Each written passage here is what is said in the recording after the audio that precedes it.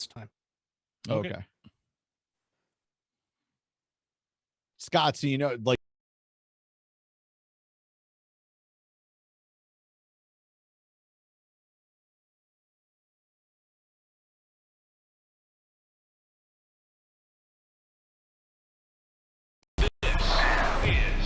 Podcast New York.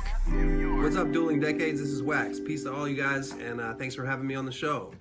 Will it be the 90s or the 80s? Beanie Babies or Crack Babies? Will it be Nirvana or Madonna? Maybe Britney, maybe Whitney. Do you like new metal or new wave? Dave Grohl or Super Dave? I don't know. But now the battle begins. Dueling Decades. Let's see who wins. Dueling Decades. Broadcasting from the Podcast New York studios and on Pod TV Live, it's another all-new Dueling Decades, the adult-only retro game show where the decades battle for supremacy because it's your history. We just fight for it. Welcome back. I am Marc James, and this week we have for you another week experience battle where all of our competitors' picks must fall within one calendar week. I will be competing with the best of September 17th through the 23rd of 1989 alongside the other duelers and the decades they will be fighting for. First off, taking a week-long trip back to the 70s, say hello to Mancrush. what is up? And it feels like it's been forever since we've done a week experience. Since we've been doing these bi-weeklies, it's feels odd, but yep, that's what I'm coming with. I got September 23rd through the 29th of 1979. Wow. Also joining the show and representing the 90s, please welcome back to the show the man who is known as the Professor, Mr. Drew Zakmin. What's up, guys? Good to be back. It's been a while. I will be repping the 90s. I have September 19th to the 25th of 1999. Wow, 1999. And as always here on the show, we need somebody to adjudicate all of this awesomeness. So this week's guest judge is back for the third time. You will know him as the Chulies gum rep from Kevin Smith's Clerks. All rise and welcome back actor, author, musician, and judge, Scott Shiaffo. Hey, guys. How are you, man? Welcome back. Good to be back. Ladies and gentlemen, the following contest will be held under Dueling Decades rules. The judges' coin flip shall decide who picks first out of the 5 Dueling Decades categories: movies, television, music, news, and hot products. A judge's ruling will determine who wins each round, allowing the victor to choose the next available category. The first 3 rounds are worth 1 point each, with rounds 4 and 5 worth 2 points apiece. And in the event of a tie after all 5 rounds, we'll go to a final wild card round. Remember, duelers, to review the show, like, subscribe, and play along at home. It's time for more Dueling Decades. All right, let's toss it right down to our guest judge for this episode, Mr. Scott Shiaffo, for the coin toss. Okay, here we go, gentlemen. Drew, you All right, call it. this week it'll be between Mancrush and Drew Zakmin. Drew, why don't you go ahead and call it? I will take tails, please, sir. All right, here we go. Ooh, heads, brother. All right, Mancrush, you win the coin toss this week, and you get to select our first category. Man, I was kind of gunning for Drew to take that one, but and I don't like starting games off with news, but we're gonna start off this game with news. All right, so let's go September 23rd, 1979. And I realize this one, and this is why I picked it first. You know, you use a little strategy here, right? It might not win the round, but this is pretty big news, pretty big news story. And it goes to show how far behind we are when it comes to technologies that have been around for decades. By and large, this is something that's like uber popular today. But when you think about it, you don't think about General Motors. You think about Tesla. And this story was out of the Chicago Tribune, and the title reads, GM expects electric autos by 1985. So let's go to the story here. General Motors Corp has made a major breakthrough in battery technology and is expected to announce Tuesday that it will market electric powered cars by 1985. By then, if not sooner, GM will use batteries and an electric motor for some of its cars. They will initially have a range of 20 to 30,000 miles before the battery runs out. GM reportedly has developed a new battery twice as powerful as batteries currently used in their developmental electric cars, which will go 100 or more miles before needing a recharge, which will be twice the range of their current test vehicles using lead acid batteries. For more than a decade, battery-powered electric cars have been mentioned as an alternative to gasoline-powered cars as a major means of conserving petroleum. Especially, you got to think about it, this is during the 70s when gas was sparse for a while. The GM breakthrough is a major step toward realizing that goal, a high-ranking car executive told the Chicago Tribune. It doesn't mean that we'll have electric cars tomorrow, but we're on our way now. The drawback to electric cars to this date has been their inability to hold a charge for an extended period of time. Lead acid batteries used in current electric cars require frequent overnight recharging and seldom last for a year before needing to be replaced. On Tuesday, GM President Pete Estes is scheduled to announce that efforts to come up with a smaller, lightweight, and more powerful zinc nickel oxide battery have proved successful for GM. Just FYI here, their first electric vehicle for GM, that is, did not come out until 1996, and that was the GM EV1. I think we've talked about it on the show before. I don't know if somebody had it as a pick, but that was actually the first ever mass-produced electric car by a major manufacturer. So this is kind of big news. It obviously didn't hit their 1985 release point there. They missed it by a little bit. But side note, they still ended up using the lead acid battery that they were trying to replace in 1979. That's what they used in 1996. So, like, what the fuck, over? Like, I'm no scientist or engineer, but we're putting fucking shit on Mars with like drones and whatever, but we don't have electric cars just like across the board now. It's like things that make you go, right? And that's why I wanted to bring up the story, whether it wins around or not. I felt like, what the fuck? This is 1979 and it's still not taken over. Like, come they on. used 852D batteries. Electric cars. I wanted flying cars by now. Are you kidding me? There you go. That's what our boys fight about. You should look up Dante. that if you've never seen it, that GM EV1. It is a hideous car, by the way. All right, let's throw it over to the professor, Drew Zakmin. What did you bring for the news round? Right.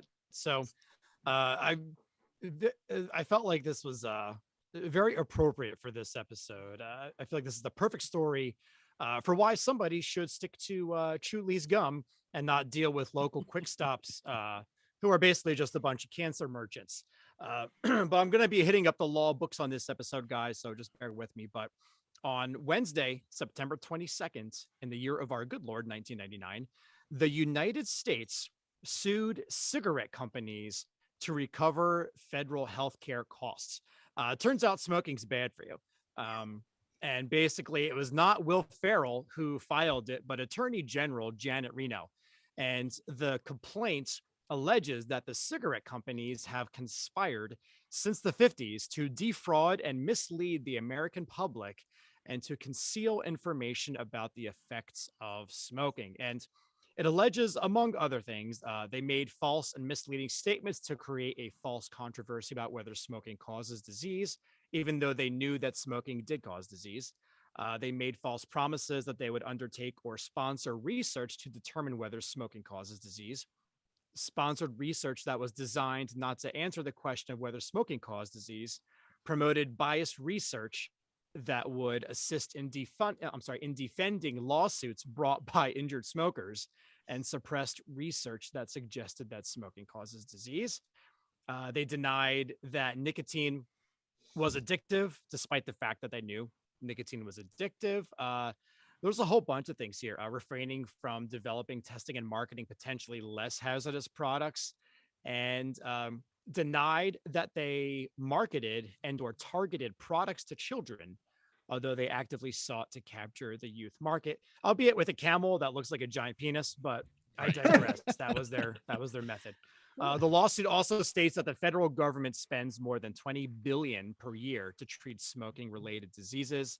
So, yeah, kids. Bottom line: stick to Chewlie's gum. But yeah, that's the news story I had. And as soon as I saw that, I was like, I got to go with this one. But yeah, September 22nd, 1999, the United States sues cigarette companies. Wow. Nice. I think I remember like the hubbub about that at the time. Well, you should, because you're a gum rep. There you go. Keep my ear to the ground on such news nuggets. All right. Well, much like your story, Drew, when I saw my news story, I knew I had to pick it for this round. So for my news, let's go to the pages of the Detroit Free Press out of Detroit, Michigan, September 20th, 1989, for an article by staff writer Brian Flanagan, a gray-haired man who appears to be more suited for hitting the books on campus has been hitting the banks in suburban Detroit for the past 2 months, an FBI official said on Tuesday. The man investigators have dubbed the Professor for his scholarly dress and manner has robbed 3 Oakland County banks and 1 in Wayne County since July 18th, said Special Agent John Anthony of the Detroit FBI. He's an older man. We believe him to be about 60 years old with gray hair, and he certainly doesn't fit the profile of a bank robber. Usually they're about half that age, he said. And we're in an era where many bank robbers are poorly dressed drug users. The Professor has a certain sartorial flair, Anthony said. He's always well dressed. He wears a sport coat, a hat, and glasses. He almost has the look and demeanor of a college professor. His head for figures is better than the average bank robbers. Ordinarily, robbers get about $2,000 taken in the average robbery. The Professor, on the other hand, is averaging about $15,000 for the 4 robberies that he's committed so far. The Detroit Clearinghouse Association, a group of financial institutions, is offering a $1,000 reward for information leading to the arrest of the Professor. Anyone with information about the Professor can call the Detroit FBI office anytime. Now, folks, I was not able to find out if the Professor has been caught. He may still be at large. So I have the white hairs, but I think I'm a little bit younger than that. All I'm picturing is the remember the guy from Big Daddy, Old Balls, with his 10-year plan. I'm picturing that guy as the bank robber. Oh What's man, your 5-year plan? Don't die. Don't die. All right, well, let's throw it over to our guest judge for this episode, Mr. Scott Shiaffo, for his ruling on the news round. Oh, guys, come on. I mean, I got to go with Drew. I have to. I have to pay homage to Kevin's character of the Chewlie's Gum Guy. I mean, that's so right up my alley. And I do remember when that kind of happened. And I also, in my personal life, I always have disliked smoking, and I always knew it was not good. You know, my mother, sadly, she got emphysema, and that's the thing that took her out. And she was like a 2-pack a day woman for years. So I had a personal vested interest in disliking the tobacco companies. I mean, they're all out evil. They're really all out evil. Man, so I got to go with Drew's story. Yes, you were really authentic in that role. It really is true. You know, people do ask, and what's I think I've mentioned this before, but what's ironic is I've had every addiction under the sun, other than cigarettes. I mean, alcoholism, cocaine, heroin, pills. I mean, I did it all, but I wouldn't smoke. I didn't smoke cigarettes. You're like, I don't want that pussy shit. I got some coke, right? Yeah, crack. Smoke crack. Don't smoke tobacco. Words to live by. Yeah. Really, the Chewlie's Gum Guy is not about gum. He's about crack. Crack flavored gum. There we go. All right, Drew Zakmin, you pick up the first points in this game, but more importantly, you take control of the board and you get to select our next category. I think I'm gonna go. With hot products. And actually, I've literally never smoked a cigarette in my life. Not like even to try one. Wow. I've Good drank for my you. fair share. I've drank my fair share. So I think I made up for it in that regard. I smoked an entire pack in one day, just because it's hard to explain, but I was doing a college film and they wanted me to smoke, and I didn't realize that I didn't really need to smoke, and I was smoking and smoking and smoking. And then I ate Harvey's because I'm Canadian, and I got so friggin' sick, and it was never again. It's exactly like the old 70s thing of your dad, like, you're gonna smoke every cigarette and then that'll teach you. get It sick. taught me. Yep. And that was Here, also the 5-year-old, day have a Joe beer, then lost you're never all his gonna like hair. it. That was the You day. know, I had a similar story. I had to smoke a pipe in a play when I was in college, and I got so sick trying to learn how to make it look authentic. They just said, "Forget the pipe, man." So I can relate to that story for sure, there, brother. All right, so let's dig into hot products here. So I have something that came out on September 21st, 1999. Now it's a VHS release and a DVD release for that matter. But this movie was initially released in the United States on March 31st, 1999. But then it hit the VHS and DVD rental shelves on September 21st, 1999. Now, one might define this as a hot product since it pulled in a box office of $465.3 million on a budget of $63 million, and had some groundbreaking special effects, such as popularizing the bullet time visual effect. Now, this flick won 4 Academy Awards and was added to the National Film Registry for preservation in 2012. And there were also 2 movies after this one to complete the trilogy, and now there's a 4th one that is due out very soon. And I'm talking about the VHS and DVD release of one of the most popular movies of the 90s, The Matrix, which was the 4th highest grossing flick of 99. And when you talk about hot products, and that's why I went with this one, I want you guys to think back to 1999 and walking into your local Blockbuster Video or West Coast Video or hell, even your RST Video right next to your local Quick Shop. And if you're looking to rent The Matrix, it would not be available, even though the entire wall would be dedicated to The Matrix. Although, to be fair, the Pajama Game was also released on DVD and VHS at that same time. So I'm sure that held a good portion of the wall. Yeah.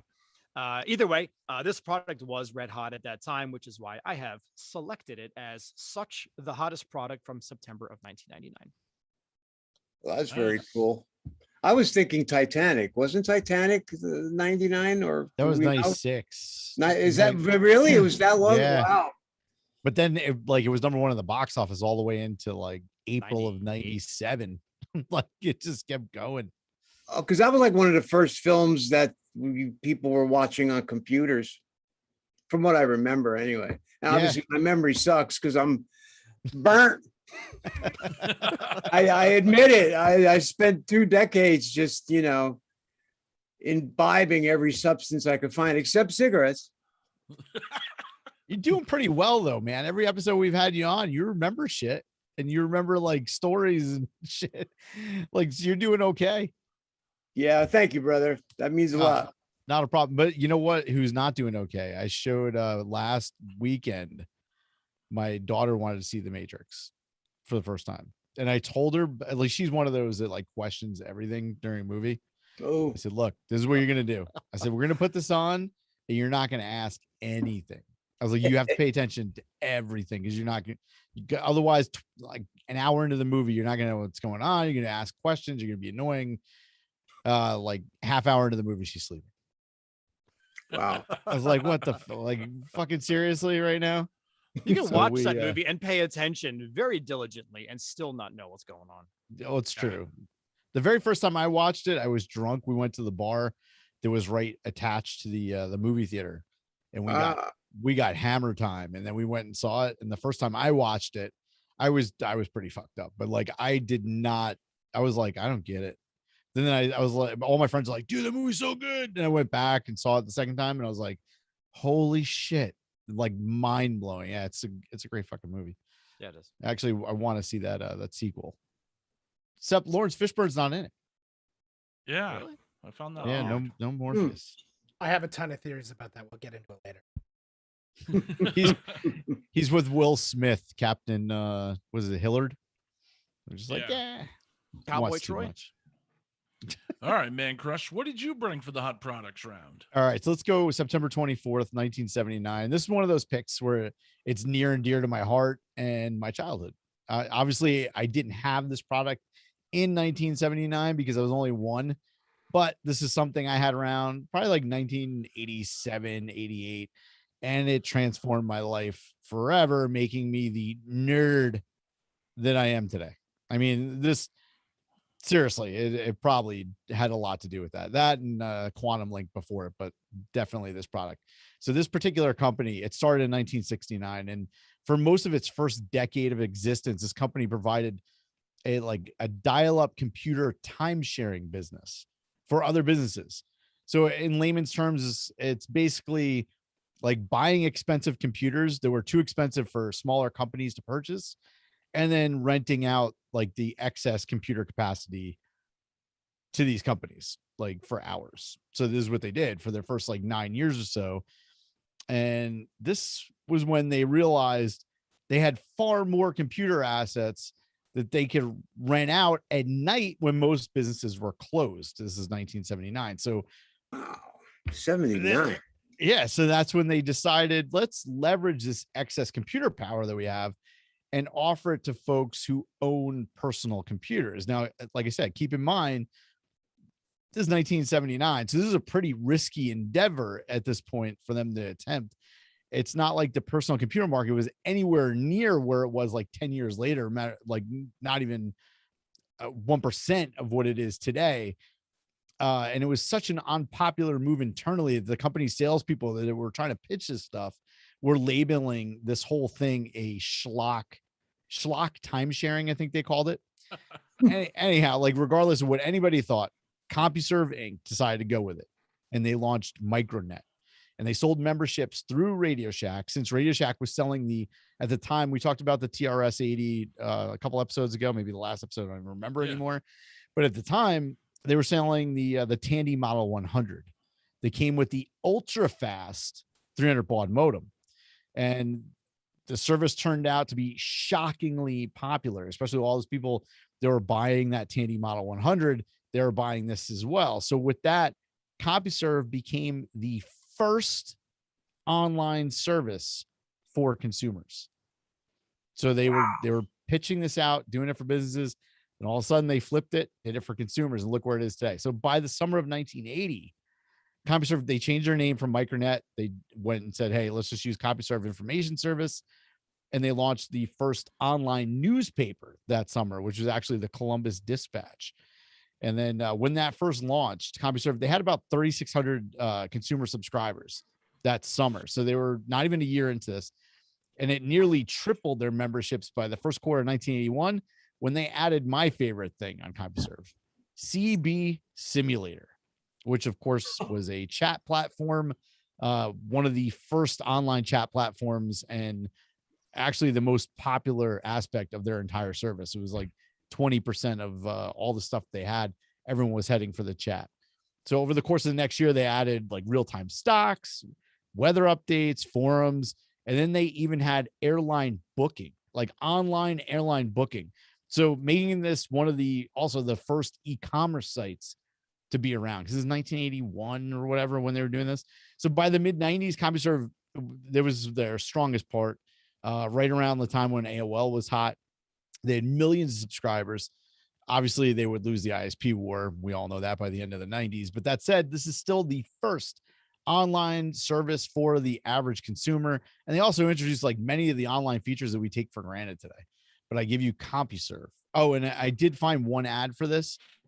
They were charging something like $5 an hour for access after 6 p.m. So you're looking at like $23 an hour in 2021 for an hour of access to the internet. Well, it wasn't even internet. It was like they're closed.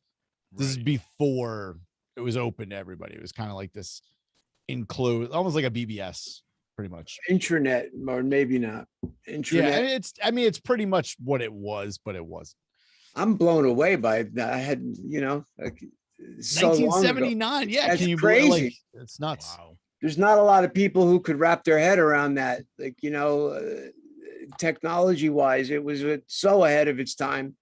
Oh, for sure. And like, think 79. about, I forgot what we said the TRS 80 was, the price wise, when we had it a couple episodes back, but I want to say it was like $1,200, something like around that. So you're talking like, that's like $3,000, $4,000. So that was a really risky move on their part, but I think it paid off.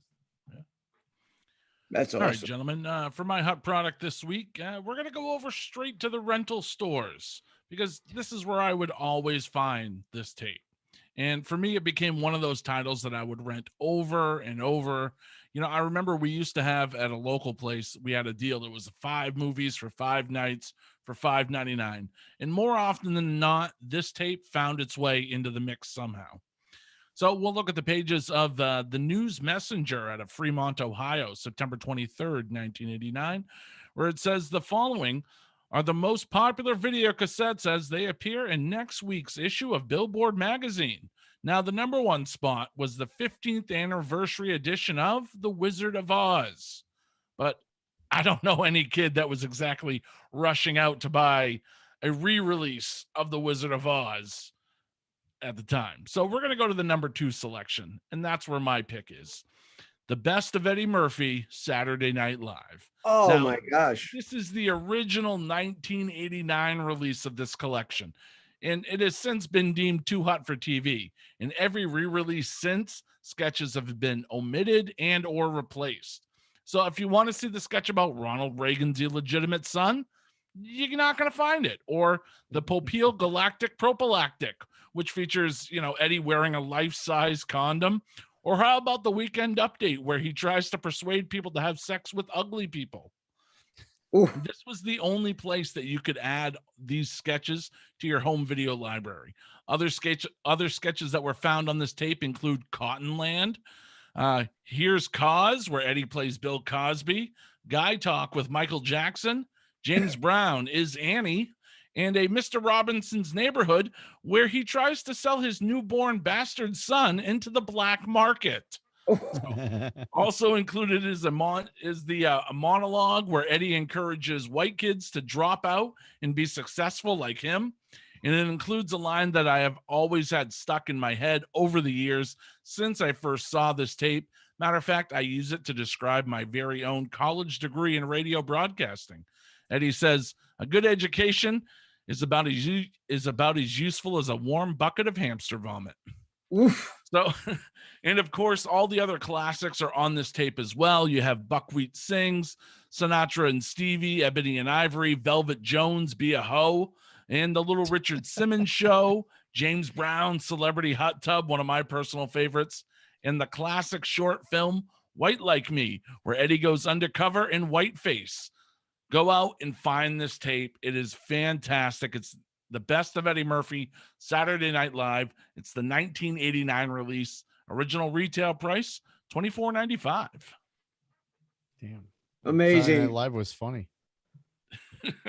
All right, let's throw it over to Scott Shiaffo for his ruling on the hot products round.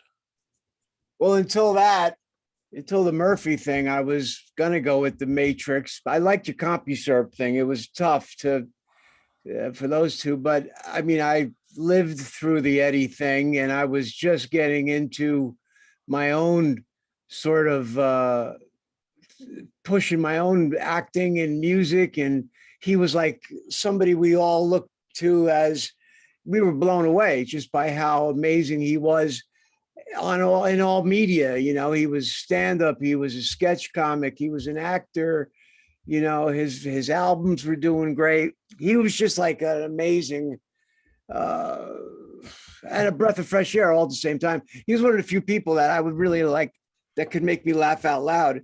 Yeah. So I was a big Eddie fan back in the day, as they say. So I have to go with the Eddie. All right. All right. So I pick up 1 point. I tie this game up with Drew. But more importantly, I get to select the next category as we head into our final 1 point round. All right. You know what, gentlemen? I think we're going to go over to the music round next. Cool. All right. So for my music selection this week, I give you the only album in history to spawn 7 top 5 singles in the Billboard Hot 100. Janet Jackson's Rhythm Nation 1814.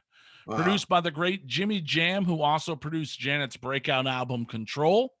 Now, the meaning of the 1814 in the title is that R in rhythm is the 18th letter in the alphabet, and N for nation is the 14th letter in the alphabet, hence the 1814. So while writing Rhythm Nation, Janet herself explained in an interview, she said, I was kidding around saying, like, God, you guys, I feel like this could be the national anthem for the 90s.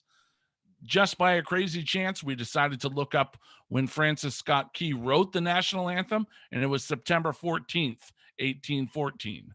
The album was released on September 19th, 1989, the same week, but 175 years after Scott Key wrote the Star Spangled Banner.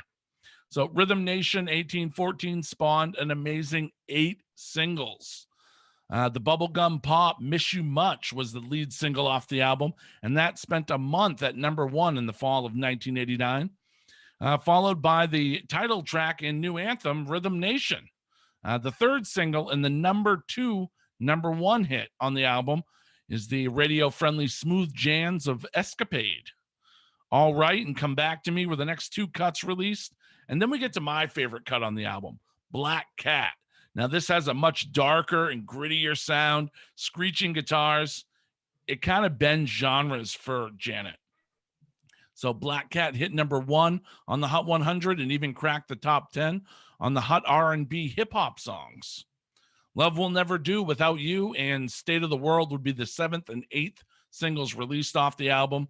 So people of the world today, are we looking for a better way of life?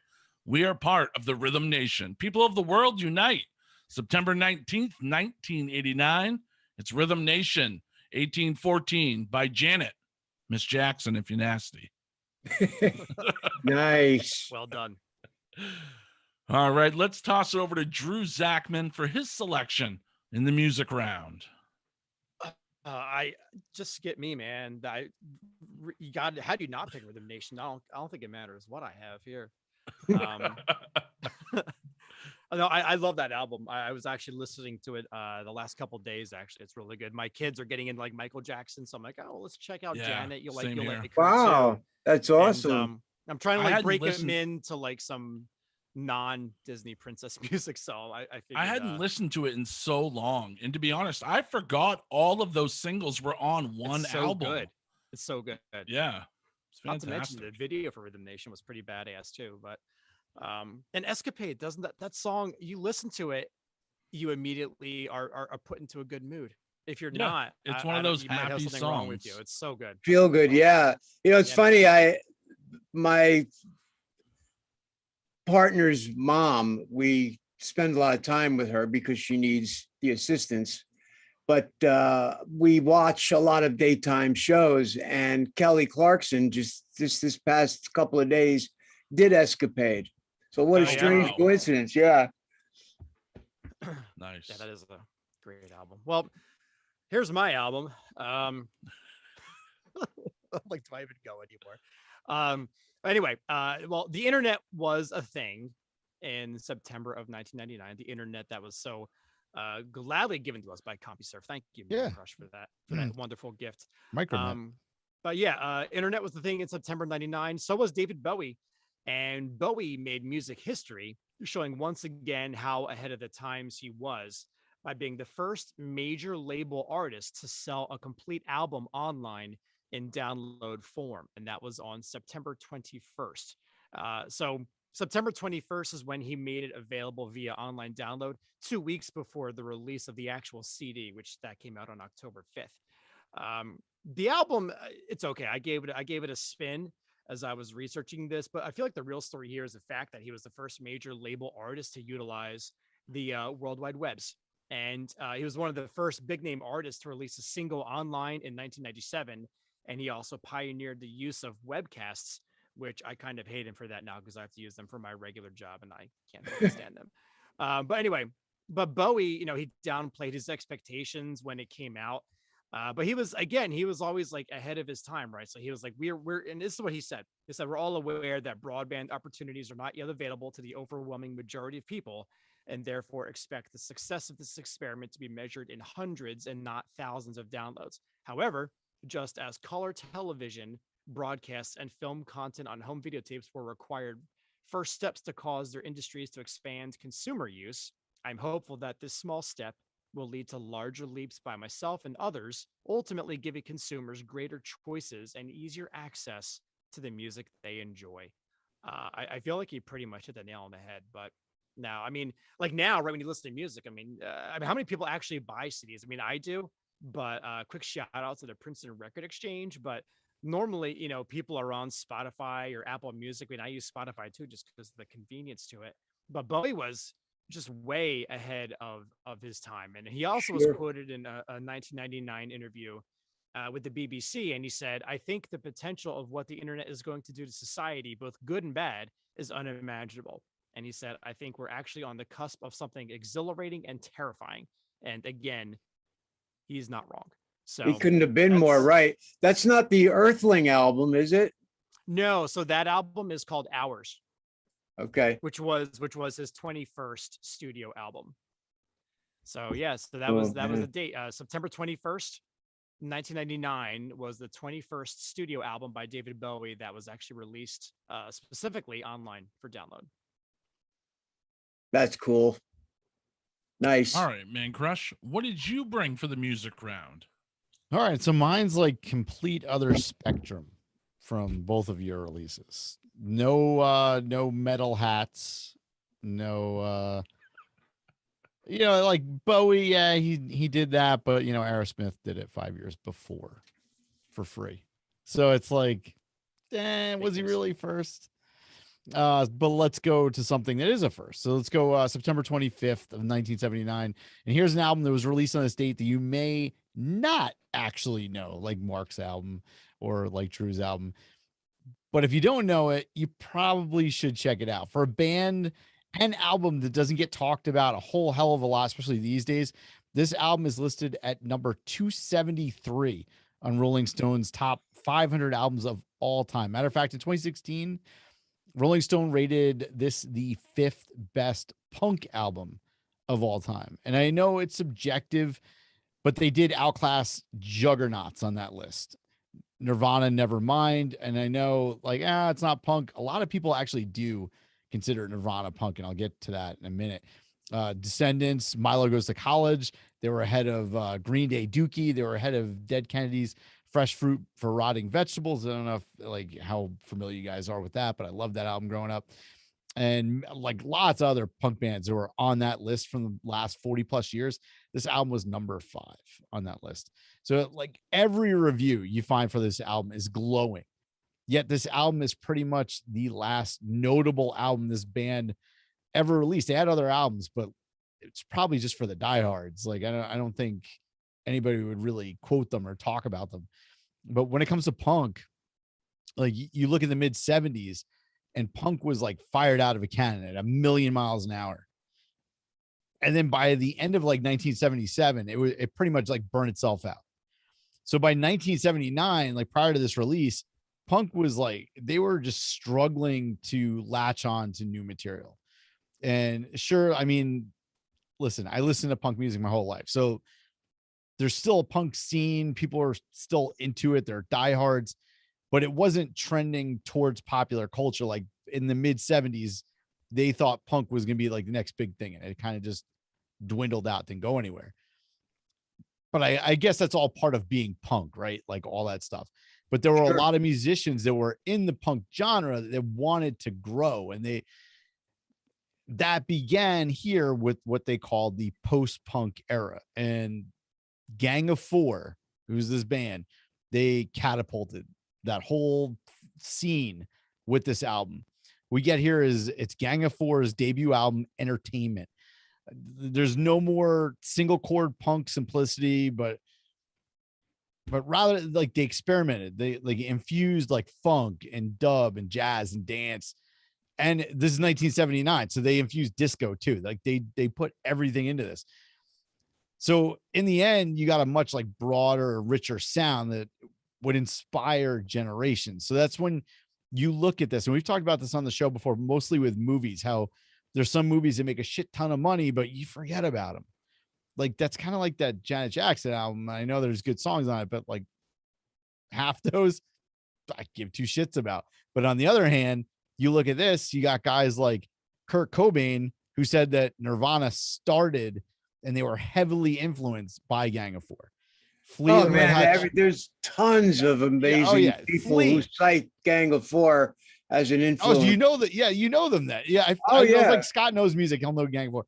Like, dude, Flea said he would have never picked up a bass if he never heard Gang of Four, and he said that album made him want to start a band. Michael Stipe from REM, he said Gang of Four was their primary influence. Trent Reznor, Nine Inch Nails, Rage Against the Machine, Radiohead, countless bands all talk about this. So all in all, you look at this band and you look at this album as like maybe their album sales weren't crazy, but this is like a springboard influencer in a lot of today's, and not even today's music, but what we would call today's like classic bands were influenced by Gang of Four. So I give you Gang of Four's Entertainment, and that was released September 25th, 1979.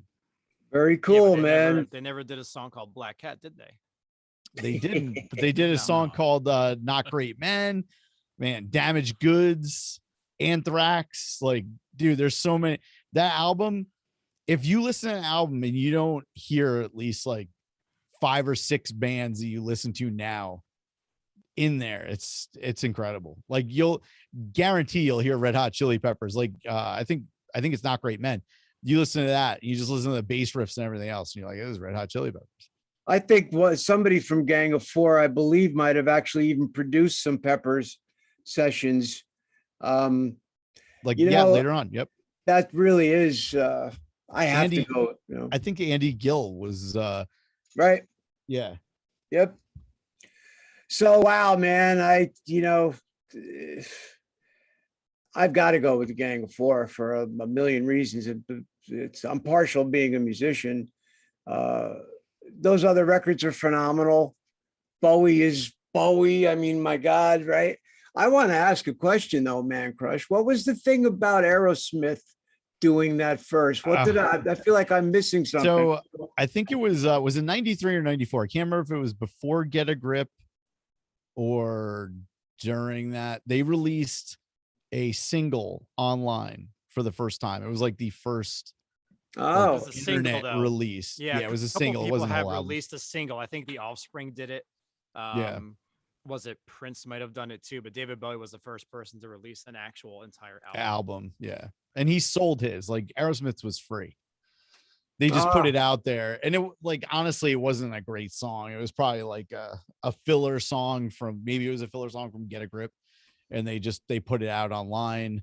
And this is, I want to say it was 94. It was either 93 or 94. So you're talking about really shitty internet speeds. So at least with Drew's in 99, you had Napster. Everyone was kind of aware, like, okay, I could either download this shit for free or I could support the band and pay them for it. So I think 99, I think 99 is the actual real turning point. Oh, I think I'm not sure when the whole Napster thing really exploded, but once that happened, it was never the same. No, at all. Like that was very much a defining thing. I got to go with Gang of Four though, because of their influence on so many of the bands I love, and they're one of those bands that are cited, like Mancrush is saying, they're cited by just an endless list of people who are amazing in their own right. And it's amazing because they only came together as a band in 77. They went to like some art school in UK somewhere. Right. And these guys got together, basically put this album together and changed the punk scene. really. I mean, is Very what they did. influential. And then influenced all these people, and then really just never duplicated that. I mean, if you were a hardcore fan, I think the other albums are probably pretty awesome, but nobody talks about them like they talk about entertainment. Yeah. Joe, you were going to say something. I saw your face. Yeah, I know. I just wanted to confirm for you guys, the Aerosmith song was 1994, and the song was Head First. Head First, that's what it is. It's not a great song. I don't recall it at all. Yeah. I don't Fly recall. straight to the forehead. I would say, like, if you never heard of that Gang of Four album, or you never heard the band or anything, go listen to Entertainment. It's on Spotify, and it's not very long. It's probably like 40 minutes for the whole album, but it's great. It's great. All right, Mancrush, you tie up this game. We're in a 3-way tie heading into the first 2-point round, and you have control of the board. Where are we going next? Man, just because I like finishing with movies, and we got Scott here. Let's finish with movies. Let's go TV for this round. Oh, I don't need to wait for Joe to give me hand signals. So I'll just go. All right, so let's go September 23rd, 1979. And I spoke about this the last episode we were on, about September is kind of like our Super Bowl for television picks. And even though we only had a week for this episode, I think that statement will still hold true for all three of us. This show right here was built off the back of another show that was hugely successful. Basically, it kept most stuff the same for this show. There was a couple twists. So the original show for this one, it was on TV for 9 seasons, which consisted of 5 consecutive #1 seasons. Like there were 5 consecutive years where this show was #1 in the mid 70s. And then, prior to the show ending, the show, it wasn't at the top anymore, but it was still a top 10 show. So that said, like CBS felt that they can keep it viable with a spinoff. So they were like, let's just spin this sucker off and we'll see what we can do. But it's kind of hard for me to see this one or view it as a spinoff since it's mostly the same show. However, they moved it outside of Archie's home and off to his new bar. So I guess that setting is what made this a spinoff. I know the characters are slightly different. You still have Archie, like Archie's still there. Right. So, and although like Archie Bunker's Place wasn't as popular as All in the Family, it was still, at least in the 4 seasons it was on, a top 13 show for its first 3 seasons. And of course, in the last season, it fell off, which always happens. So, we're talking about Archie Bunker's Place here. I'm not holding any punches with this one. But when I was looking through newspapers.com for stories about the show, I ran past one, and it so fits the mold with a lot of the TV shows that we run across on this, is at least the ones that I've selected over the years on this show. And I see this happen a lot.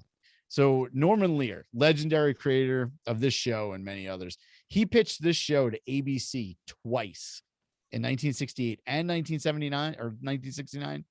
And both times ABC passed on it. Sure. So in 1970, Norman Lear said, fuck it. He went over to CBS. And at first, like all the producers and stuff at CBS were like, yes, we want it. We want it. Like the controversy, everything else is funny. And then they brought it to the president of the company, and he was like, I don't like it. And reluctantly, he ended up taking it. But he was like, look, if I'm going to take this show, I'm going to put this on Tuesday nights at 9:30 where it can't fuck us at all. Well, I'd say after 13 seasons of both shows, I think CBS, they got this one right.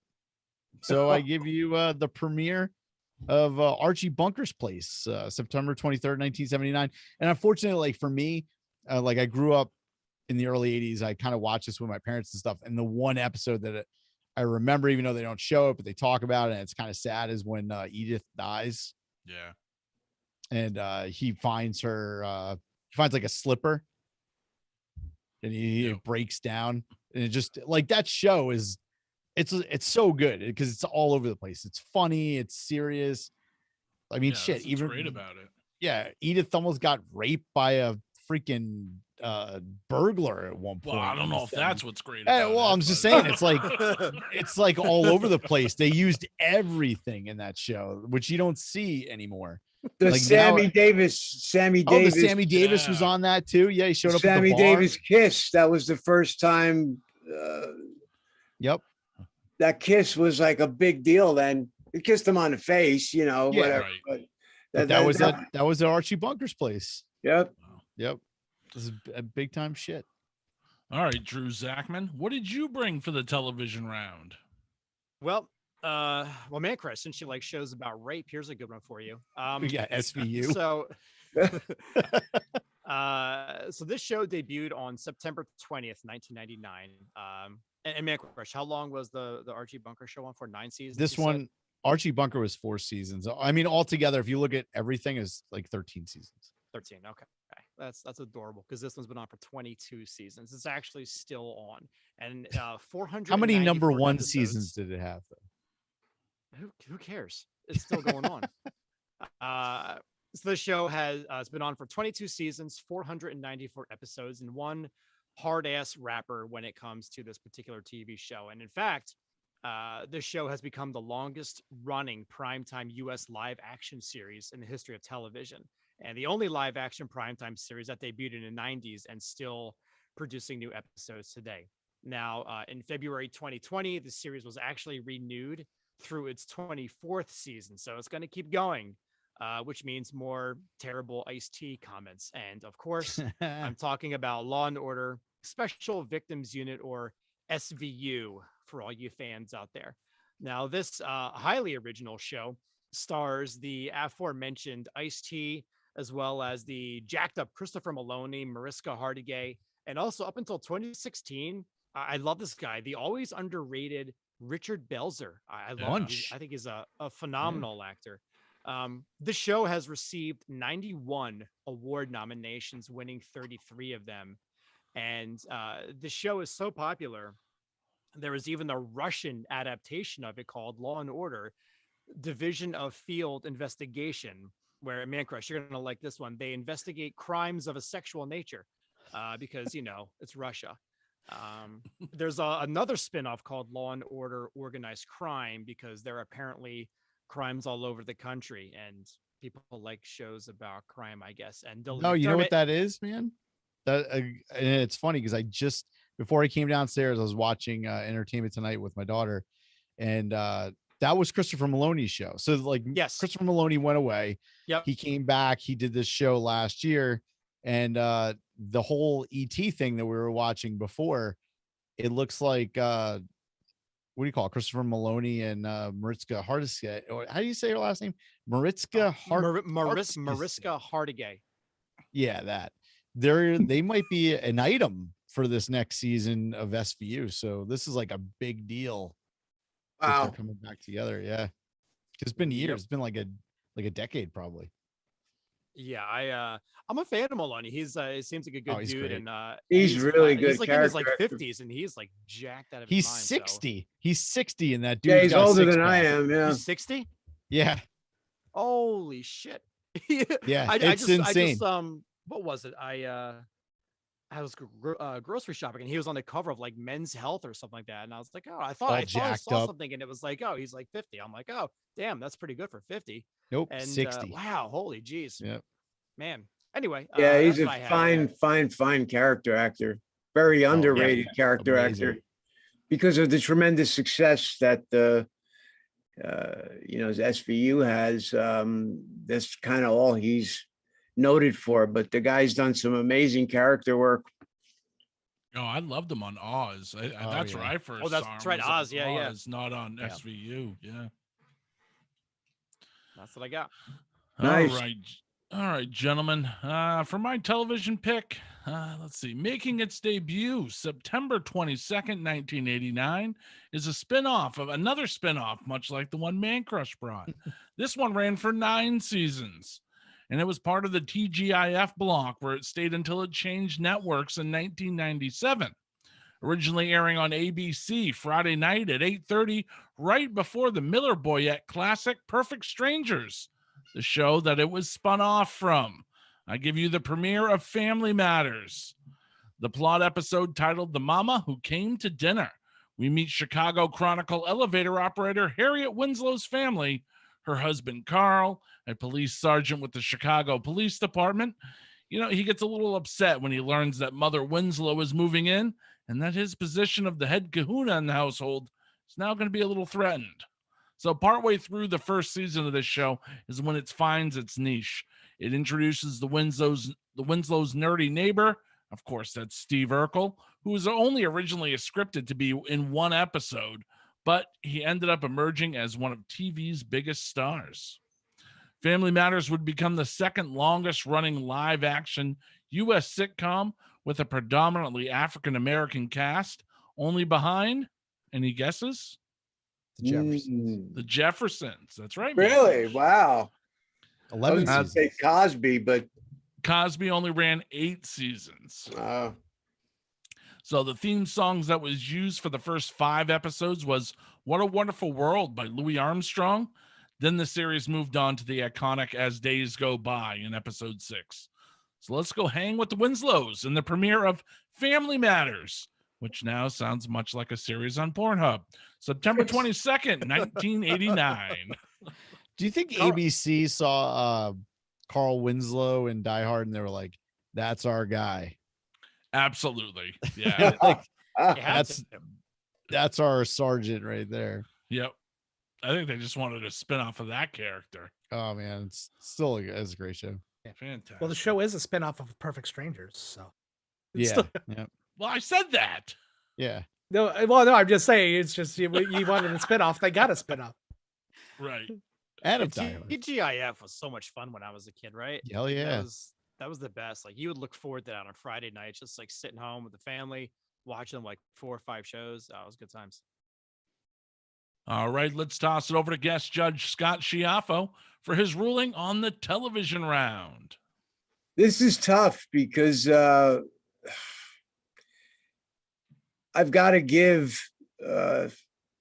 props and respect to Archie. I mean, that really was game changing material that opened the door for everything and anything that followed.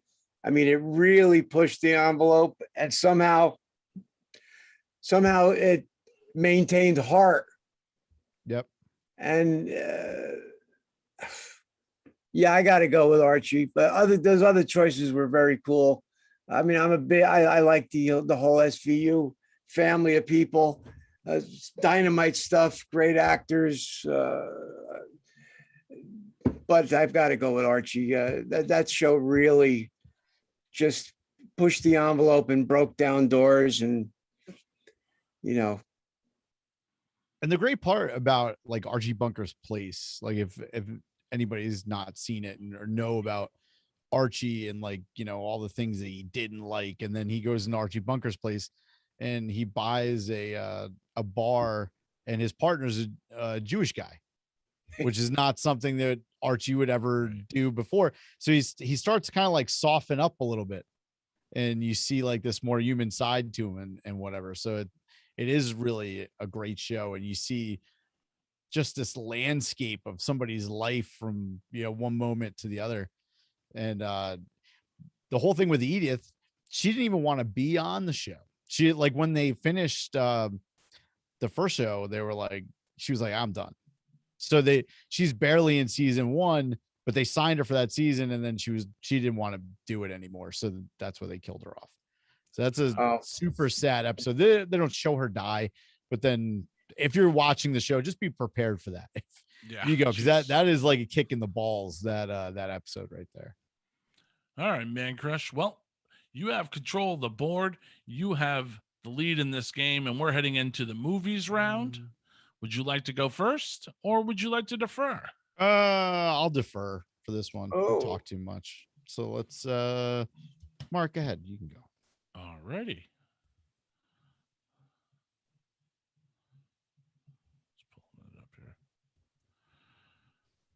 All right. For my movie selection, we're going to head over to the New York Daily News, September 22nd, 1989, where the headline reads, Penn and Teller turn into a deadly, dull duo. An And in an unbelievable stretch for the two performers, Penn and Teller are featured here as, well, Penn and Teller, the comic magicians who, with the aid of their manager Carlotta, have a tendency to play a vicious practical jokes on one another. After a couple of those jokes are downright silly, a few are incredibly gory, and one of them proves finally fatal, which isn't giving anything away, considering that's the title really says it all. I give you Penn and Teller Get Killed, released September 22nd, 1989. Directed by famed 60s director Arthur Penn, who gave us Bonnie and Clyde and Alice's Restaurant, and directed by the Bad Boys of Comedy themselves, and written by the Bad Boys of Comedy themselves, Penn and Teller. Now, in the movie, while on a TV show, Penn wishes that someone was actually trying to kill him. So a war of pranks break out between the two friends, and it kind of blurs the line between what's real, what's fake, what's a prank. And the pair of magicians have to deal with a craze-obsessed fan all at the same time. Now, one of the driving plot points of the movie is exposing the fraudulent psychic surgery and all those like so-called faith healers. It's actually a topic that was tackled by Penn and Teller mentor, the amazing Randy, who actually makes a cameo in the film. But the true gem of this film is its ending.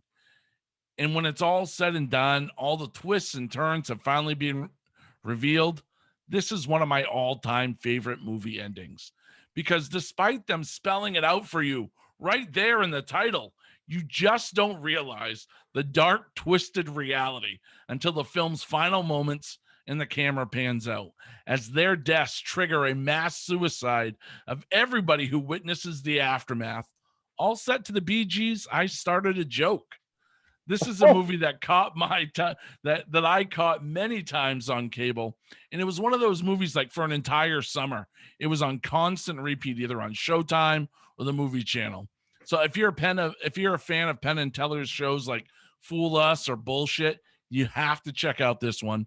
And if gory magic tricks and mass suicides aren't enough for you to run out and see this, then the fact that you actually get to hear Teller talk for the first time, that should seal the deal for you. And if you don't like Penn and Teller, well, they get killed anyway. So it all started September 22nd, 1989. Oh my God. All right, Drew Zakmin, it is over to you. What is your pick for the movies round? I have never seen that movie. I feel like I should. Yeah, and I feel I'm the same way. And those cats are really eccentric, very eccentric. All right, so I have a movie. We actually, my wife and I actually just watched this movie the other day. We've seen this movie a couple times. It's a good one, but thanks to this particular movie that was released on September 24th, 1999. We all learned something very important, and that is you can kill someone once, but you can't totally murder them a second time. This movie has peak Tommy Lee Jones and also stars Ashley Judd and Captain Kirk himself, Bruce Greenwood, Captain Pike. Bruce Greenwood. Yeah, he was Pike, not Kirk, sorry. Where Greenwood fakes his death so he can get away with embezzling lots of money, and so he can also go nail their family friend, which, let's be honest, you have Ashley Judd as your wife. I feel like Greenwood's character deserved to be killed at the end for cheating on Judd, a dipshit. Sister Naomi. Come on, man. Anywho, now I'm actually going back to college for history, although right now I'm actually taking a literary theory course, which doesn't help my history out at all. But with that being said, double jeopardy was ratified and the Fifth Amendment in 1791 as part of the Bill of Rights. I'm giving you guys a history lesson right here, which was mainly drafted by our good friend James Madison, the fourth president of these United States of America. Now, if you don't know what the Bill of Rights are, they're basically specific guarantees of personal freedoms and rights and clear limitations on the government's power, yada, yada, yada. Now, the Fifth Amendment addresses criminal proceedings, like when people are being arrested. They can plead the Fifth. And if you don't know what that means, I highly recommend you watch Chappelle's Show and the one episode where he gets arrested and pleads the Fifth, F-I-F. That show is fucking amazing. But anyway, watch that episode. It was so good. But the double jeopardy clause states that nor shall any person be subject for the same offense to be twice put in jeopardy of life or limb. And then it also goes to state that under no circumstance shall a U.S. citizen or citizen of the world, upon securing a relationship with Ashley Judd, cheat on her at any point in time. If one does, the act is punishable by death. So James Madison totally said that in 1791. Now, the movie had a budget of $70 million and pulled in a box office of a little over $177 million, or Mancrush, if we convert it to 2021 dollars, that's like what, 3.9 trillion.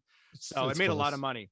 But yeah, Double Jeopardy was released on September 24th, 1999. I love that movie. Wow. Have you seen her, Ashley Judd, recently? We stopped talking a couple months ago.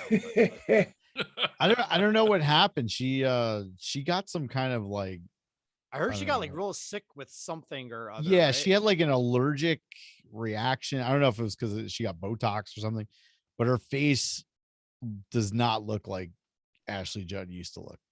Yeah, It's I saw that not long ago. I wasn't sure what was going on with that, but Yeah, it's weird. and I she don't know got if it pretty was- wrapped up. She got wrapped up a lot in the Me Too thing, right? Like, wasn't she very Yeah, she was outspoken? vocal about it. Yeah, I think that's when I had seen her face and I was like, what happened? And I don't know. I think it was a medical condition. Like, I don't think it's like she gained weight or anything. Like, I think Right. something actually happened to her. She was gorgeous. Well, I mean, if it's just maybe it was a temporary thing. I don't know. This is like a year ago that I saw her. Maybe she's better by now. All right, man crush, before you dig the hole any deeper, why don't you tell us what you brought for the movies round? All right, so let's go September 28th, 1979. And this movie right here, this is the perfect horror thriller kickoff Halloween season movie right here. September 28th, 1979. They released this in late September, and it's not like an overly gory horror movie. And personally, I always despised when studios put out like a full-fledged horror movie in September. It's like they're jumping the gun on the entire Halloween season. But this movie, it's perfect. It's a psychological horror movie, and it's released right in that sweet spot of late September. So just the right time, just like start making people excited that Halloween's gonna get start. You know, like you have like a couple weeks away, but like this one kicks it off. It's not super bad, but after watching this movie, I did this last night. I watched this movie from 1979. Then I watched the 2006 remake last night, and there is zero question that this movie is light years creepier than the remake. Not only is the movie better, but the 2006 movie did exactly what I just mentioned, and they try to go like full on horror, and they really lost that whole like psychological aspect of this movie. And that the remake was actually released in February, so fuck February horror movies. But this one, perfect timing right here. So at the box office, this movie took in $21 million at the gate, which is around $80 million in 2021, Drew. So you were a little bit off with your figures there before, but this is really good. This is what they brought in is really good for a little $1 million budgeted like cult horror flick. And I think that's what they really intended this one to be. But the first 20 minutes of this movie with Carol Kane, she's playing a babysitter, and it's just fucking amazing. If the movie ended at the end of this segment, because it's not even a full movie, it's maybe like a couple, like 21, 22 minutes, it still would have been a great piece of cinema just for what happened in that spot. It's a slow burn build up, the eerie music, Carol Kane doing a fantastic one person performance pretty much, because she's just talking to somebody on the phone, and it's just eerie, and like it's every parent's nightmare. And then matter of fact, like Wes Craven, he borrowed the opening sequence and he put it in Scream. So like the first 12 minutes in Scream are actually an homage to flick's first 20 minutes. So you know that this portion of this movie is highly regarded, especially from, you know, some of horror's like kings, like Wes Craven. So like furthermore, as I mentioned before, there was a 2006 remake, but there was also a made for TV sequel that was released in 1993, which they actually put Carol Kane was in that one as well. So this baby's got some legs, not crazy, but it's got some. So, but this is the thing with this movie. This is one of those dated movies that could never work today. Like a killer calling from a phone inside the house. It made this movie incredibly creepy and just like an amazing urban legend that you would think about, right? Since nobody really has phones anymore, somebody calling you from a cell phone, it's just not scary. It doesn't work. And somebody sending you doesn't have legs. Well, it did. This is 2006. So I said it's kind of like it is over. It has legs till 2006. But I mean, think about it. Like you did this on the phone. There was a phone inside your house. Somebody was calling from that phone. Cell phones don't work. Somebody sending you anonymous messages on like your fucking DMs or something. That just, it doesn't fit the bill. And Drew, you could see that with the remake, how they incorporated cell phones into the mix, and it just sucks balls. It's just not nearly as good. So if you're in the mood to kick off the holiday season with a scare, I highly recommend you start here. Before you ramp things up into the next gear, you go to the gorier flicks. I give you When a Stranger Calls, and that was released September 28th, 1979. Woohoo! Damn. Good one. Yeah, All right. it is. It is. Let's toss it down to Scott Shiaffo for his ruling on the movies round. Well, again, it was really tough until Mancrush laid out that. I mean, I'm a huge Carol Kane fan, phenomenal actor. Movies from the 70s, even though it's the tail end of the 70s, there's a ambiance about them that I love. The two films that Drew and Marc, I mean, those were very interesting, but I got to go with because it really is it's a film that, not unlike what Gang of Four did to music, that's a film that really inspired another couple of generations of horror filmmakers. Right. I would agree with that, even though I just won, but like I definitely, and especially like for you as a music guy, when you watch the two, and that's why I did it last night, and I watched them back to back because I hadn't seen the remake ever. And the first thing that I noticed was a score. Like the score of that 1979 movie is masterful. It almost feels like John Carpenter did it. It's very creepy. Then you watch the one from 2006 and you're like, this is bullshit. Like, I don't care about anything. Go ahead and die. Like, whatever. You know, like, let's just end this movie, because they got rid of like all these parts. It was kind of one for one in certain things, and then in other things completely lacking. Like the story was just, it fell apart. Well, it's funny. I had a conversation with a filmmaking friend of mine who we were talking about how technology has changed screenwriting, because there's so many things you can't get away with now. Yep. So if you want to get away with them, you got to have the film or the story take place in a town that doesn't have broadband. Yep. You know, so you can, because it's true, technology has really changed. I mean, there's a million movies that wouldn't work if they were done today because of that. Yeah, that was what the surroundings. It's terrible. Like in the remake, one of the things that killed me is like her friends had cell phones, but supposedly they were at this school bonfire, and they kept bringing up the fact that they kept going, oh yeah, everyone has bad reception here, and everyone said that. And the clips of them talking on the phone were all hello, and then they would cut out, and it was just such bullshit. It was like, come on. Like even in 2006, it wasn't that bad. Like if you had a cell phone, you were calling somebody, you know, you weren't losing reception, like just because you were at a bonfire at the school. Like, give me a fucking break. But the other one, like them calling inside the house, and I never realized until I watched the movie that that doctor whose house she was babysitting for, they had two lines. So like growing up, I always wondered, like, how the fuck did they call from the same line? But that's what it was. It was a second line in that. Two numbers. Yeah. Yeah. It's crazy. Like if you never seen it, and you have kids, you should see it, and it's really it'll hit. I haven't seen it in forever, but I was a fan. Well, dude, Good stuff, man. we're talking about movies, and we finished up on this movie, and we've been talking about it forever.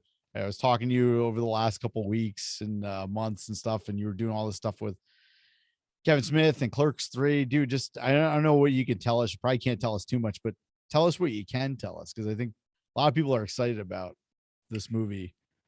Yeah, he has talked a lot about. There's a lot of things I can't. Obviously, I can't. I Right. can only really talk about what he's talked about. But the whole hook of Dante and Randall now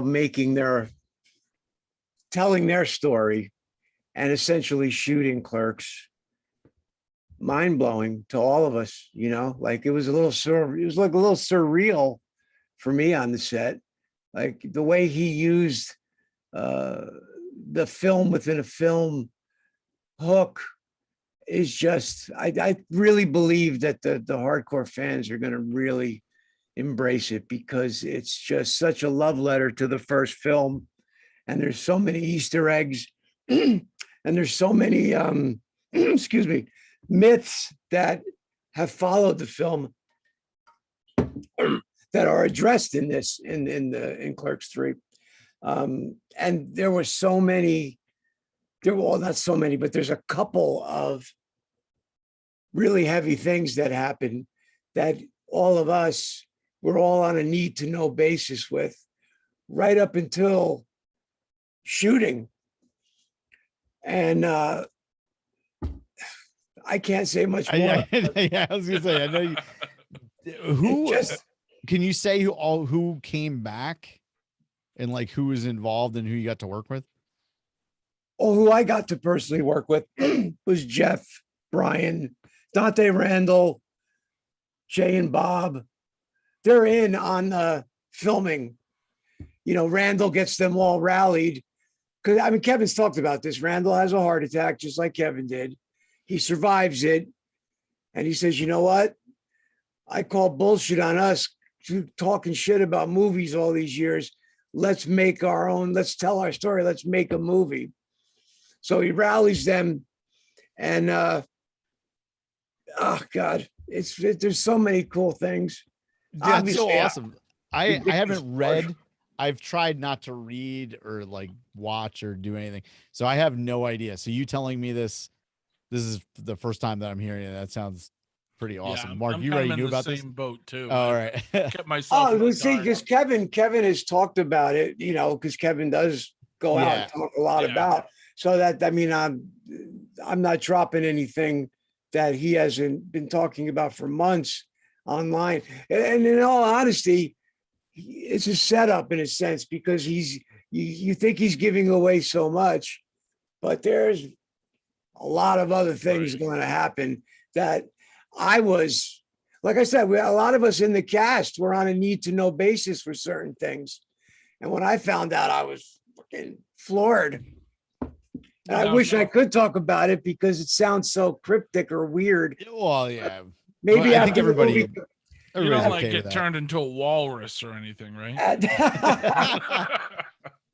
After the movie comes out, we gotta have us. You had me back on. Oh, dude, yeah, that'd be great. We should do a. Are you allowed to do a watch along? Are you allowed to do that with? I know, Joe, you do some with other movies. I don't know how that works. Like you just record the audio or something. I don't use the audio or video at all because we're not allowed, but it's more of a play us along with the movie, right. or play it in your car and forget at the movie altogether. Oh man, we should do that. That'd be freaking hilarious. That'd be great. Yeah. What was it like seeing some of these people? Was it a long time since you saw some of the people from the movie, from the original? Well, what had happened was a couple of weeks before filming began, Kevin opened up the podcast theater down there, and he had me out for the weekend, the opening weekend. Castle or something it's called. Right, the Smod Castle. They did a thing. They did a panel. They did a thing called Clerks 2, TOO, and it's supposed to continue going, and what it is, and supposedly Brian O'Halloran is going to take it over. What it is sitting down and having an intimate talk with anybody and everybody who was involved in that first movie, because essentially it really changed all of our lives in a big way, you know. So I got to really sit down and talk. I haven't seen Kevin in a long time, and I never got to have a real personal discussion with him after a certain point. So that happened, and that was amazing. And then for the film, I had never worked with Jeff on the first one. He wasn't around my days.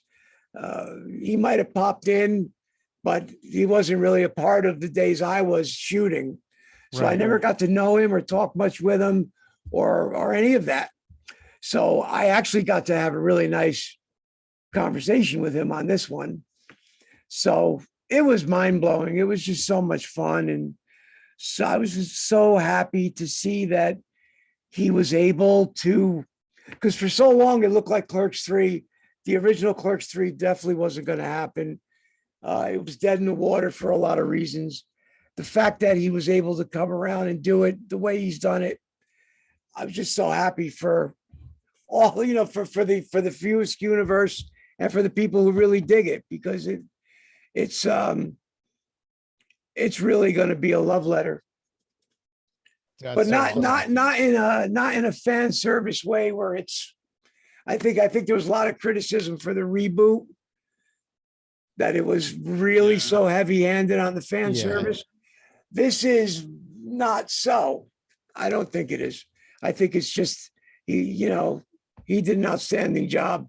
Well, that's cool. So did he heard those concerns from people that they thought it was too overhanded, and he went and decided not to do this that way, pretty much? I'm not really sure, you know, but in all honesty, Kevin is driven by his muse, not Jay's muse, by the whatever, you know, his writing is essentially the thing. So he would not let, he really wouldn't let, for Clerks anyway, for the people and the characters, because he has such a strong connection to that first film and those characters. He would never make that. It's almost like the Jay and Bob reboot. You're rebooting a movie that originally was kind of fan service before it was really fan service. So he got away with a lot as a result, but he would never have done that with Clerks 3, and he didn't. And I can't wait for people to see it, honestly. Isn't it kind of wild though, that like we talked about 3 different movies in that last round. We talked about, you know, my movie and Marc's movie, which I don't even remember what was it called? The Penn and Teller. I just don't remember the name it was. Yeah, that one. And Drew had Double Jeopardy. Like in their own right, I mean, those are movies that, you know, they were in the box office, they did well, and there's movies that do better than all 3 of the movies that we had, and nobody gives a fuck about any of the people that have small roles or anything in those movies. And then you have a movie like Clerks that's not like it didn't destroy at the box office or anything like that. But you guys are so beloved as characters, and it doesn't matter how big or small your role was. It, like, why is that? It's incredible when you think about it. It really is. It's been a blessing in my life. You know, it really informed for me, and just like Kevin, and we were talking about this on the pod, there's before Clerks and after Clerks. Like, that's how I even see my entire life. And because it really informed career decisions, it created career decisions. I always say it opened up a lot of doors. It closed some too. But the fans of the original movie, man, they, because I always thought it was pretty bizarre that the Chewie's Gum guy is embraced as much as he is, because he's an asshole. Right. You know, he's not a likable guy, particularly. He's doing his job. I'm really glad that the fans are that way, because it's been wonderful just all these years of doing cons and meeting people. And, it's just been such a blessing on so many levels. But I don't know. I think people see themselves, a little bit of themselves in all those characters. I mean, most of us have worked a job where we had to deal with the public, and it usually sucks. It just resonated with like everybody. Yeah. It's like, Yeah. it's like the Star Wars of retail. I think It's funny. I have there's a good friend of mine who always says to me, dude, you were in the Star Wars of indie films. Seriously, And he's been saying that to me for so many years. It's like our inside buddy joke. But it's funny that you said it just now. It's interesting. Yeah, the more you talk about it, and we bring up that question, it does feel that way. It's something that everyone loves, those characters no matter what. And there's other movies that have done better, like reviewed better. Oh yeah. And nobody gives a fuck about them. It's like things that we talk about all the time with like movies that make a shit ton of money, and then we forget them. We don't remember anything about them. Well, the fans are the biggest part of why this is. So you can't account for that. You can't write it. Right. You can't really plan that this is going to happen at all. Like at all. In fact, I think the movie's legacy is so much bigger than what the movie really was and is. And that carries it. And that carries a lot of us too, as far as the cast. Right. Jeff Anderson as Randall was amazing. I remember the first time I saw my screener, because I didn't know anything about the first one other than the Chuli scenes. I didn't, he didn't give out scripts, not to my character anyway. And I wasn't like down there all the time. I just went for my scenes. That's how it was. So it was all brand new to me when I saw the screener, and I was just like, wow, this guy he's hilarious. Every utterance is dead on, like it's impossible not to like really gravitate to Randall, and everybody wants to be Randall, Dude, but it's not even just that. It's like your character, for instance. Like one of the things I remember is like you rolling up your sleeves.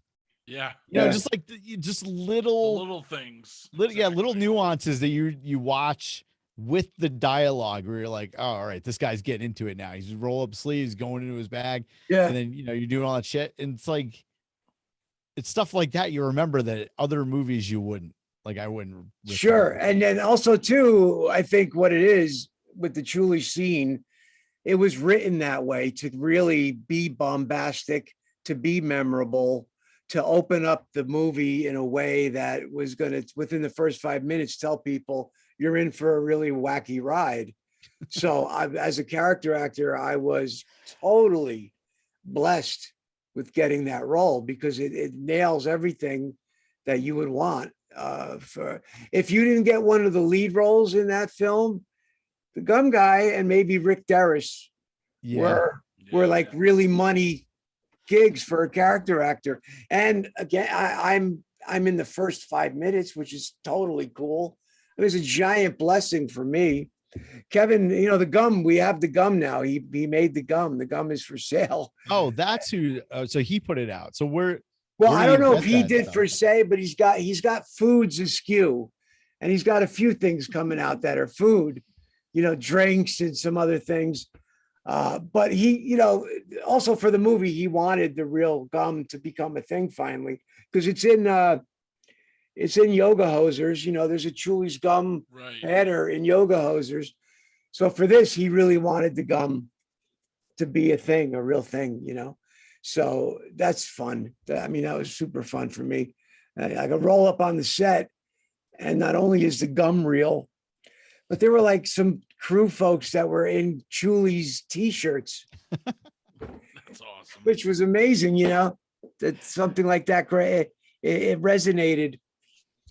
Kevin called it when he did his post, when he released the gum. He said, Chuli's gum is the gum on the heel of the shoe of my career. That's it's the fucking coolest thing ever, and you were that guy. guilty as charged, and like blessed beyond belief. Now, granted, I mean, I stayed within indies, and I did a lot with music. And then I also had 2 decades of, I joke about it with you guys, but severe alcohol and drug addiction sidelined me in a lot of ways too. Right. It informed the choices I made. I didn't go union. I stayed indie because I would get paid cash, what they call the martini shot, which is the last shot of the film. When we would do the martini shot, it was in the contract that I would get paid cash for whatever it was I was doing. And then I would be off on the Lower East Side just on some crazy alcohol and drug binge, because there's nothing more lethal than an alcoholic or addict with a pocket full of cash. Yeah. For real. So, I mean, I have my own stories to tell, but again, I was blessed. We all were. Kevin's dream came true, but all of us, our dream came true. Some of us didn't even have that dream, like Jay and Jeff Anderson. They weren't thinking about being actors or performers. They sort of happened into it, which is crazy in its own thing, Yeah. Now, what was the story? Like, I don't know much about it, because like I said, I don't really read much of, the gossip stuff or whatever, but I know it's been talked about, like the whole thing with, wasn't it Jeff Anderson that didn't want to do 3 initially? Right. Well, there's a lot. Clerks 2 and Miramax, and now we see what happened with Harvey. Right. Yeah.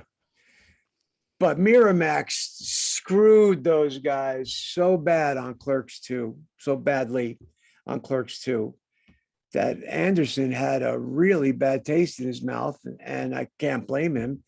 And he didn't want anything to do with the Weinsteins or Miramax. And now Miramax had a deal where they got first look. So he, when they started screwing around with contracts and it wasn't looking anything like it should for a third sequel of a film that, like you say, it's not, we're not talking about The Godfather, but we're talking about a franchise film internationally that has an audience. When they were throwing things around, the figures were so off from what they really should have been that Jeff was like not having any of it. He shut down. So thankfully, after the reboot, things changed. And also with, the Weinsteins going down in flames, that actually helped. That actually helped the cause of Clerks 3 in an odd way. Now Lionsgate's the big. Lionsgate. Okay, that's what I was asking. Yeah. And Lionsgate helped us with Vulgar. Yeah. So there's a history with View Askew and Lionsgate. So it's exciting, man. I just I'm very happy for the fan. I don't know if you mentioned it before, but when was the supposed release date? You said fall. I don't know. There's an actual release date. I'm pretty sure it's going to be early in 2022. And I caught a little bit of wind of a debut at a festival that's near and dear to the Clerks' legacy, which is Sundance. Sundance happens in January, I think. So, I mean, but again, hearsay. I don't know what Lionsgate's plan is. Lionsgate, all of us were on a need to know basis with a lot of things about the movie as it is. Right. So, to me, it's just all good. And I find out usually O'Halloran, bless him, he's been a great friend.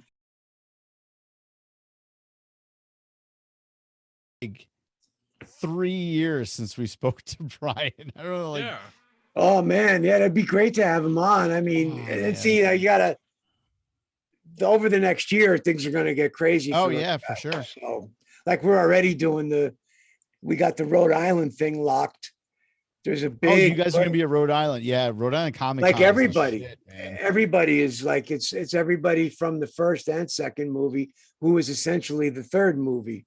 Right. Like this, for me, this is the biggest one I've ever been to, in terms of having all of us in one place. Just be prepared. If it's as busy as it normally is, it's you're going to be walking around like nut to butt in that place. Oh yeah, no, I've done Rhode Island a few times in the past, and it's So a great, packed. yeah. Fire chief shut us down a couple of years ago, fire marshal, because it got way beyond capacity. And the deal with that is the fire marshal in Rhode Island is really, find the word I want. If somebody lights a match on Main Street, they're there to put it out because of the horrible catastrophe that happened with Great White. Great White. Yeah, Great White. Yep, with the fireworks And and, that shit. that Yep. horrible bar, or pyro, or rather. I don't want to call it a horrible bar, but that horrible scene, Yeah. a lot of, oh God, that's just a horrible, horrible thing. And Rhode Island didn't want to be like known for, they certainly are not going to have another fire mishap. So hence, they were really seriously on it. The second there was an infraction, there was nobody else. They were not letting people in until many came out. That bridge to go, because it's if nobody's ever been there, it's in two different buildings. I think it's at the Dunkin' Donuts Center or something, Right? something along those lines. And there's a bridge that goes across the two buildings. That bridge, Mark knows. Oh yeah, it is fucked up to walk across. It takes like, I think it took us like an hour to get, and it's only like maybe 100 feet across the bridge, but the mass amount of people, yeah, it was absurd. You just you're not going anywhere. It's unsettling, the amount of people. It's super fun though. Like they have great people there. They have tons of vendors. The panels are great. Dude, I wish I knew you were going to that. I would have. Well, I really can't. I have like 2 things coming up at the end of October. Speaking of one of them, which is a buddy of mine's wedding, so I can't miss out on those. But for the next one, for sure. But what else, Scott? Before you get out of here, tell people about the stuff that you find on your site, because I've got some great merch from Scott. Scott signed an awesome picture for me. You got a book. I own your book. Like, tell people about all that stuff. Well, yeah, thanks. If you go to scottshiaffo.com, there's a link for personalized merch, and a good chunk of that goes to the Angels of Animals rescue here in my area, northern New Jersey. So I usually do point folks in that direction if I'm not doing a con where you can get merch that's legit, that's not ridiculously overpriced. We're all very reasonable with what we offer or what is being asked for. Yeah. So there's that. And, now pretty soon, probably within a week or so, I'll have the gum on that site. Yes. And people have been asking, and I'm going to have the gum at Rhode Island too. And Brian used to really break my chops about that. He's like, you should, make the gum, go see about getting it because people would love that. Yep. Turns out they do. And the box is such that, you can't write too much on it because it's not that big. So sign my name, but I also got postcards of the classic Chuli shot that you get along with the gum. So you're not just, it's not $20, $25 just for that gum, but something comes with it that's more personal. Damn, cool. I should have waited till that came out. Listen, right. you guys I'll pick up another one. You reach out to me and we can make it all happen. And oh, dude, I'll definitely grab another one. I'm trying to fill up this space now because I was jealous of Mark's last space where he filled up all the walls and shit. And mine was getting kind of boring. So I started moving all this stuff in here. My wife was great and started hanging it up and making sure it didn't look like all out of whack. So yeah, thank you for coming on for your 3rd time, man. It's always fun.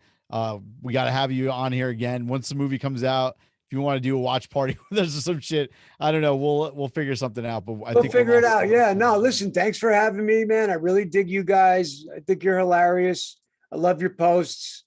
I always can relate, and I always, for sure. I always usually pipe in on a lot of your posts.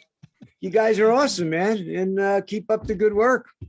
Thanks a lot. You too, Scott, man. And we will be in touch, man. All right. Take care. Have a great night.